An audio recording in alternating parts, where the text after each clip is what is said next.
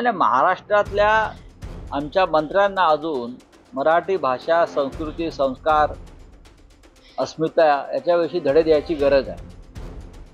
आणि केंद्र सरकारने जेव्हा अभिजित भाषेसंदर्भातली घोषणा केली प्रधानमंत्र्यांनी, त्यानंतर जो आदेश निघाल्याशिवाय ते घोषणा करू शकत नाही.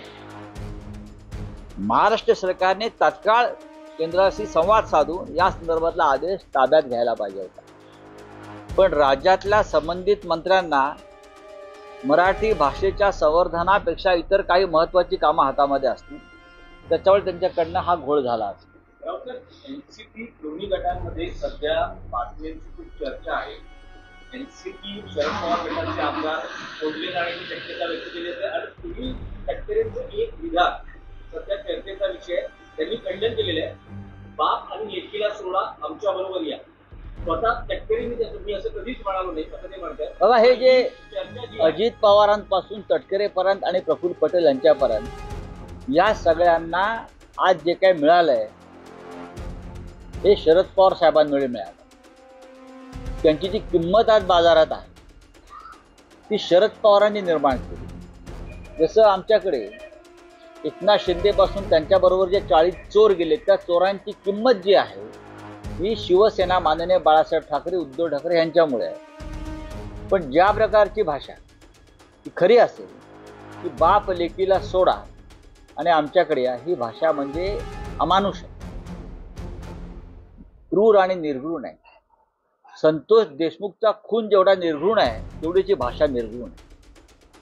ज्या पितृतुल्य नेत्यानं तुम्हाला या स्तरावर नेलं, तुम्ही बाप आणि लेकीला सोडा या भाषेपर्यंत येता का? तर तुम्हाला केंद्रामध्ये एक मंत्रिपद मिळवायचं आहे आणि अमित शहाला खुश करायचं आहे, मोग्यांबोको खुश करणं आहे हा. म्हणून पवार, आणि मला आश्चर्य वाटतंय पुन्हा या कठीण परिस्थितीत पवार साहेबांनी 8 खासदार निवडून आणले, त्या परिस्थितीत कष्ट करून ते जर सोडून जात असतील त्यातले काही लोक, तर मला असं वाटतं ते रावणाचे वंशज आहेत.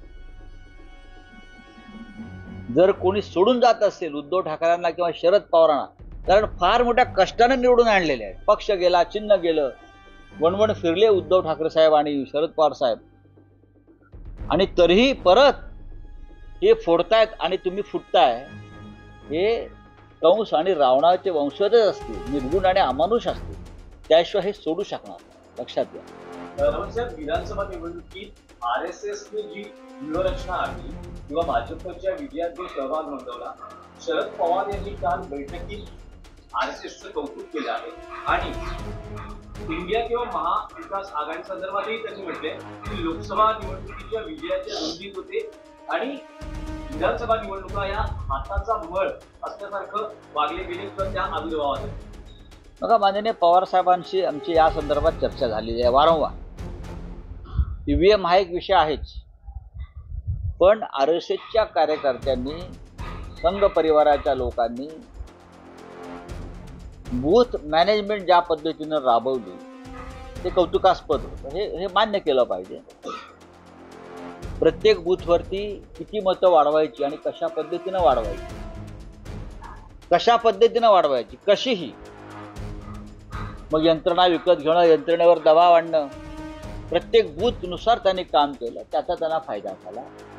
गैरप्रकार नक्कीच प्रत्येक बूथवर झालेले आहेत, हेही आम्ही समोर आणले. त्यात तसं नसतं तर प्रत्यक्ष झालेलं मतदान आणि मोजलेलं मतदानात जो फरक दिसतोय तो दिसला नसता.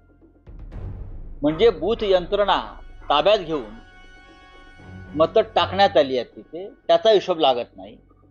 हे जर RSSने केलं असेल तर त्याचं कौतुक मी करणार नाही. पण लोकसभा निवडणुकीत विजयानंतर गाफील राहिलो हे पटकन नाही, ठीक आहे, विजयाची आम्हाला खात्री होती, पण गाफील कोणीच नव्हतं.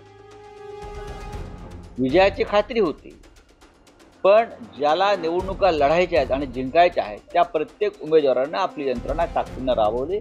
राष्ट्रवादी काँग्रेस पार्टीच्या लोकांनी राबवली. मी स्वतः पाहिलेलं आहे. बारामती मतदारसंघात युगेंद्र पवार का गाफील होते का? नाही ना, खूप कष्ट करत होते. पवार साहेब कष्ट करत होते, सुप्रियाताई सुळे कष्ट करत होत्या. मी अनेक उदाहरणं देईन तुम्हाला, जी NCP शरद पवार साहेबांचे असतील किंवा शिवसेनेचे असतील किंवा काँग्रेसचे असतील. जीवापाड मेहनत केली आहे लोकांनी, पण प्रत्येक बूथवर घोटाळे झालेले आहेत. RSSचं बूथ मॅनेजमेंट हे घोटाळ्याचं बूथ मॅनेजमेंट लक्षात घ्या.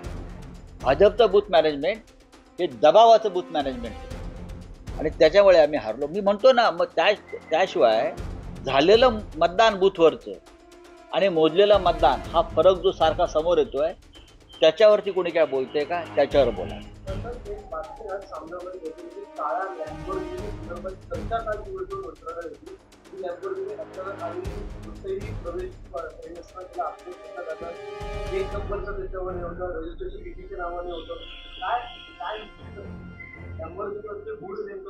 ते गूढ आहे.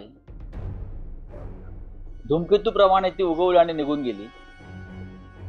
तुम्ही त्याचा शोध घेतला पाहिजे, नाहीतर आम्ही शोधण्याच्या प्रयत्नामध्ये आहोत. आमच्या हातामध्ये काही गोष्टी लागलेल्या आहेत, एवढंच सांगितलं. रावसाहेब, आणखी एक विषय आहे. अजित पवार यांनी काल केंद्रीय गृहमंत्री अमित शहा यांची भेट घेतली. धनंजय मुंडेंच्या राजीनाम्यासंदर्भात राज्यात दबाव वाढतो आहे असं म्हटलं जाते की अमित शहानी या प्रकरणाची माहिती घेतली, पण अजूनही धनंजय मुंडे यांना अभय दिलं जातं. या महाराष्ट्रामध्ये सध्या सगळ्यात माफियांना अभय आहे, सगळ्यात माफियांना राजकीय आशीर्वाद आहे. आणि जे पक्ष सरकारमध्ये आणि सत्तेमध्ये आहेत त्याचे अनेक मंत्री ते थेट माफियांशी संबंधित, खंडणीखोरांशी संबंधित आहेत. धनंजय मुंडे यांच्या राजीनाम्यासाठी सर्व स्तरावर दबाव आहे, आक्रोश आहे. अजित पवारांची हिंमत नाही आणि देवेंद्र फडणवीस यांची हिंमत नाही, कारण ही संतोष देशमुख यांचा खून, सोमवंशी सूर्यवंशी यांचा खून एक फार मोठं षडयंत्र आणि कारस्थान होतं. त्याच्यामध्ये नक्की काय आहे हे सांगण्यापेक्षा आपली मतबँक सांभाळण्यासाठी, जातीची मतबँक, वोट बँक सांभाळण्यासाठी खऱ्या खुन्यांना वाचवण्याचा प्रयत्न सुरू आहे, तो निषेधार्ह आहे. धनंजय मुंडे यांच्या लोकांनी ज्यांचे खून केले ते त्यांच्या समाजाचे, समजलं का? 90% खून हे बीड भागातले, बीड किंवा केज या भागातले, परळीतले, हे त्यांच्या समाजाचे आहेत. यात जात आणू नका. अपराधी असतो, अपराध्याला जात आणि धर्म नसतो. चला, सूर्यवंशी यांच्या कुटुंबियांनी सरकारने दिलेली मदत नाकारली. तुम्ही खून करायचे आणि खुनाची किंमत मोजायची, काय प्रकार? तुम्ही त्यांचा खून हा पोलीस कस्टडीत झाला, हा कोठडीतला खून आहे. आणि तुम्ही ज्यांनी खून केले त्यांचं समर्थन विधानसभेत करता आणि त्या पापाचं प्रायश्चित म्हणून 10 लाख रुपये देता, याचा धिक्कार व्हायला पाहिजे. थँक्यू. योजनेमध्ये अध्यक्ष त्यांना हटवलं गेलं नाही.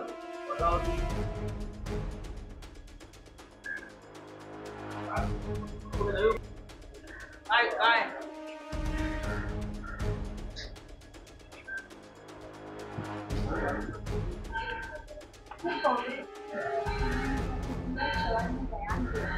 दिल्ली में आम आदमी पार्टी जीतेगी और कहा है कि अगर कांग्रेस आम आदमी पार्टी का अलायंस होगा तो एडवांटेज होगा दिल्ली. मैं पृथ्वीराज चौहान जी के बयान से सहमत हूँ. देखिए, कांग्रेस पार्टी और आम आदमी पार्टी दोनों भी हमारे साथी थे इंडिया ब्लॉक. तो हमारे लिए ये आसान नहीं है निर्णय लेना. ऐसे बहुत से हमारे जैसी पार्टी है जिनको आसान नहीं है किसको समर्थन. हमने बार बार कहा है कि कांग्रेस बड़ी पार्टी है देश में, दिल्ली में आप बड़ी पार्टी. तो चुनाव लड़ने का एक प्रेशर कार्यकर्ताओं का होता है, खास करके विधानसभा या लोकल बॉडीज. लेकिन दिल्ली में आम आदमी पार्टी, केजरीवाल जी की ताकत सबसे ज्यादा है और माहौल ये है कि दिल्ली में आम आदमी पार्टी चुनाव जीत रही है और अच्छे मार्जिन से जीत रही है. मुझे ये दुख है हमारे पार्टी को या उद्धव ठाकरे साहब को कि कांग्रेस और आम आदमी पार्टी इंडिया ब्लॉक के सम्मानीय सदस्य, कांग्रेस तो नेतृत्व कर रही है इंडिया ब्लॉक में, लेकिन केजरीवाल जैसे नेता को कंडेम करना, उनको देशद्रोही करार करना, इस प्रकार से कैंपेन करना, उससे हम सहमत नहीं। चुनाव आप एक दूसरे के खिलाफ लड़ सकते हैं, लड़ना भी चाहिए। हम लोकसभा में एक साथ लड़े, दिल्ली की विधानसभा की स्थिति अलग है, केंद्र शासित राज्य है, वहाँ चाहे कोई भी जीते, सरकार तो लेफ्टिनेंट गवर्नर चलाएंगे, अमित शाह चलाएंगे या मोदी चलाएंगे। चुनाव तो एक बहाना है, ये लोग किसी को काम करने नहीं देंगे। और बीजेपी तो वहां जीतने नहीं जा रही है, न कांग्रेस जीतेगी, लेकिन कांग्रेस ठीक तरह से चुनाव इस बार वहां लड़ रही है। फिर भी अगर दोनों एक साथ आकर लड़ते तो हमारे जैसे लोगों को खुशी होती कि हम सब एक साथ हैं। शिवसेना यूनिटी भी एक अहम हिस्सा है। आप शिवसेना यूनिटी कितने? नहीं, हमने इस बारे में कोई निर्णय नहीं लिया है, क्योंकि हम ये दुविधा में है और हमारे कार्यकर्ता महाराष्ट्र में हम कांग्रेस के साथ हैं, लोकसभा में हम कांग्रेस के साथ हैं, आप भी हमारा साथी है। तो दोनों पार्टी ने बैलेंस रखना चाहिए प्रचार। हम देखेंगे, अभी माननीय उद्धव ठाकरे जी के साथ हमारी चर्चा होगी, उद्धव ठाकरे जी निर्णय लेंगे, उसके बाद हम हमारा निर्णय देंगे। लेकिन हमारे जैसे बहुत सी पार्टियां हैं कि जो संकट में है कि दिल्ली में क्या करें। दोनों हमारे दोस्त हैं, दोनों के साथ हमारा एक रिश्ता है। तो अगर पृथ्वीराज चव्हाण साहब ने जो कहा है कि अगर दोनों एक साथ मिलकर चुनाव लड़ते तो बीजेपी के लिए ज़्यादा कठिनाई पैदा होती। हमारा जो दुश्मन है पॉलिटिकल, वो बीजेपी है, कांग्रेस और आप नहीं है। नहीं, मुझे नहीं लगता है इंडिया अलायंस में। देखो, ये दिल्ली विधानसभा हो या मुंबई महानगर पालिका हो, ऐसे चुनाव होते हैं, वो कार्यकर्ताओं के ऊपर छोड़ देना चाहिए। हमारा जो अलायंस बनाया था इंडिया ब्लॉक का, वो लोकसभा के लिए बना था। तो आप उनको हर चुनाव से मत जोड़िए, चाहे ग्राम पंचायत का चुनाव है, नगर पंचायत का चुनाव है, कहा इंडिया ब्लॉक ये नहीं है। जो अलायंस बना था सबसे मजबूत, जिसने बीजेपी को हराया, वो लोकसभा के लिए बनाया था। चलो बोला।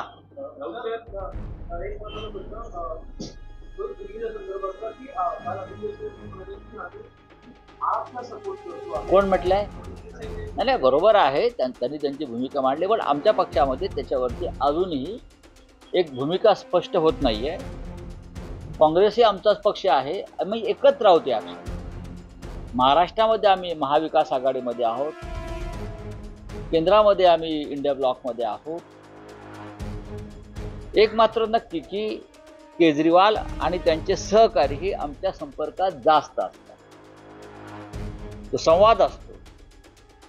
तो केजरीवालजी आणि संजय सिंग असतील, राघव चड्डा जे असतील, ते जे प्रमुख नेते आहेत, ते शिवसेनेशी त्यांचा संवाद हा सगळ्यात जास्त आहे, हे खरं आहे। पण पृथ्वीराज चव्हाण यांनी जे सांगितलेलं आहे, जर दिल्लीची विधानसभा आप आणि काँग्रेस एकत्र येऊन लढले असते तर अधिक चांगला निकाल मिळू शकेल अशी स्थिती आहे। पण दुर्दैवाने महानगरपालिका, नगरपंचायत किंवा दिल्लीसारख्या लहान विधानसभा याच्यामध्ये हे कार्यकर्त्यांच्या दबावामुळे, ईर्षेमुळे या गोष्टी शक्य होत नाहीत। जे दिल्ली विधानसभेच्या बाबतीत घडलंय काँग्रेस आणि आपमध्ये, ते उद्या कदाचित मुंबई महानगरपालिकेच्या बाबतीत सुद्धा होऊ शकते। कारण शेवटी या लहान निवडणुका ज्या असतात विधानसभेच्या खालच्या, तिथे कार्यकर्त्यांचं मनोबल राखण्यासाठी आम्हाला जास्तीत जास्त जागा लढणं हे आवश्यक असतं। तुम्ही ज्या इंडिया अलायन्सचा उल्लेख करता, त्या बाबतीत तेजस्वी यादव असं म्हणाले आहे, इंडियन अलायन्स हे इतिहास जमा झालेला आहे। याच्याशी तुम्ही सहमत आहात का? नाही, मी सहमत नाही. इंडिया अलायन्स जेव्हा लोकसभा निवडणूक येईल तेव्हा पुन्हा इंडिया अलायन्स निर्माण होईल. आजही आहे. लोकसभेत, राज्यसभेमध्ये आम्ही इंडिया अलायन्स म्हणूनच काम करत असतो. बिहारमध्ये उद्या विधानसभेच्या निवडणुका येतील तेव्हा तेजस्वी यादव यांना काँग्रेस पक्षाबरोबर हात मिळवणी करून निवडणुका लढाव्या लागतील. जेडीयू किंवा काँग्रेसबरोबर ते भाजपबरोबर निवडणुका लढणार नाहीत लालू यादव साहेब. या गोष्टी ज्या आहेत त्या जरतरच्या गोष्टी आहेत. आणि भारतीय जनता पक्ष किंवा त्यांचा जो इंडिया आहे त्यांच्या विरोधामध्ये उभं राहण्यासाठी सर्व विरोधी पक्षांची भक्कम एकजूट आवश्यक आहे. नाहीतर नरेंद्र मोदी आणि अमित शहा आणि त्यांचा जो पक्ष आहे भस्मासूर तो सगळ्यांना खाऊन टाकेल.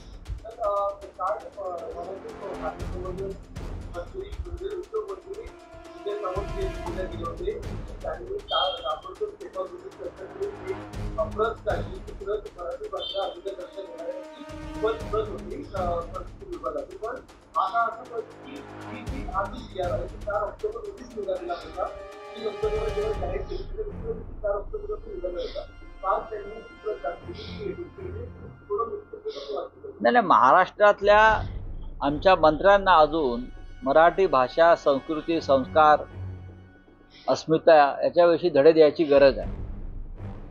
आणि केंद्र सरकारने जेव्हा अभिजित भाषेसंदर्भातली घोषणा केली प्रधानमंत्र्यांनी, त्यानंतर जो आदेश निघाल्याशिवाय ते घोषणा करू शकत नाही. महाराष्ट्र सरकारने तात्काळ केंद्राशी संवाद साधून या संदर्भातला आदेश ताब्यात घ्यायला पाहिजे होता. पण राज्यातल्या संबंधित मंत्र्यांना मराठी भाषेच्या संवर्धनापेक्षा इतर काही महत्त्वाची कामं हातामध्ये असतील, त्याच्यामुळे त्यांच्याकडनं हा घोळ झाला. एनसीपी दोन्ही गटांमध्ये सध्या बातम्यांची खूप चर्चा आहे. एनसीपी शरद पवार गटाचे आमदार सोडले जाण्याची शक्यता व्यक्त केली जाते आणि तुम्ही शेतकऱ्यांचं एक